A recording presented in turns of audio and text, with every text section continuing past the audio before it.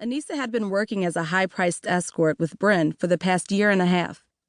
She'd moved to Miami Beach, Florida, from Atlanta after her mother, Diana, died from an overdose on a bad fix. Diana didn't have life insurance, so Anissa had to spend her entire savings to bury her. After that, she planned on staying in Georgia and keeping her low-paying CNA job to stack back up. However, when Bryn told her she could come stay with her, she jumped at the opportunity to jet to Florida. Anissa knew what Bryn did for work, and at first, she wasn't for it. But she changed her mind after seeing Bryn's lifestyle and all the things she was able to afford. Anissa allowed herself to be taught the game. Bryn showed her how to walk, how to talk, and how to pinpoint the highest-paid man in the room just by his choice of cufflinks. The most important thing that Bryn taught her, however, was to always have an escape plan with that kind of work. She told Anissa that they couldn't turn tricks forever and that they should always want more out of life, which was why they had a savings goal. The moment they both had $100,000 saved up, they were going to be out of the game. Bryn wanted to open her own hair salon, while Anissa wanted to start her own online fashion boutique. "Shit, we have to go," Bryn said, checking the time.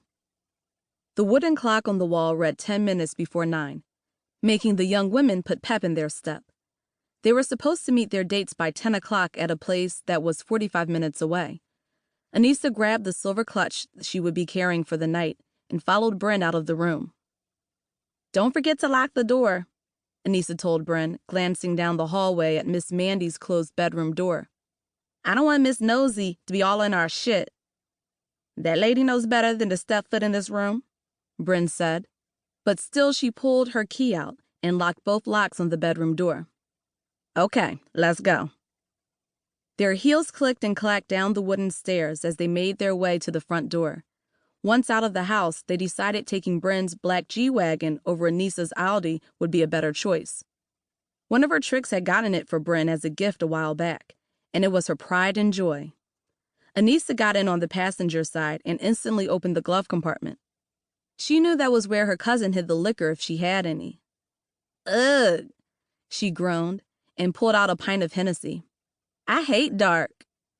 "Well, take it or leave it, because we won't have time to stop anywhere and grab anything else," Bryn said after she too was in the vehicle. "Fuck it," Anissa said and unscrewed the top. She put the bottle to her lips and took a large swig from it, making a face as it went down. "Woo! That's that shit that puts hair on your chest."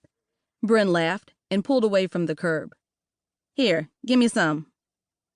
Anissa gladly passed her the bottle from hell and leaned back in her seat to wait for her buzz to kick in. She liked having some of the edge off when they went on dates. It helped her to not be so uptight with her clients. After Bryn was done with the bottle, she put it back in the glove box and connected her phone to the Bluetooth in the car.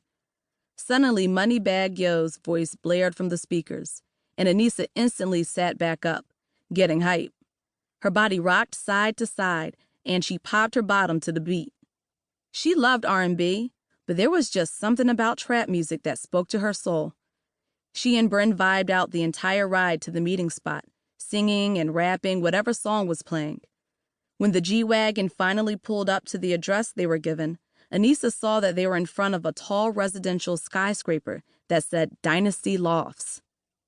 "They said we can get a parking pass and pull into the parking garage, but I'm going to park on the street just to be on the safe side," Bryn said, and did a U-turn in the middle of the street to park on the other side of it.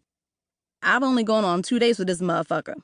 Make sure you have your blade on you just in case." "I never leave without it," Anissa said, and shook her clutch slightly. "I taught you well," Bryn noted, and sprayed herself with some perfume from her armrest. "All right, let's get in there before they think we stood them up." They got out of the car and crossed the street when there was a break in traffic. But even with cars coming, they didn't rush. The cars coming their way slowed down respectfully, and Anissa heard a whistle come from a BMW. "You ladies are looking magnificent tonight. Which one of you wants to be my wife?"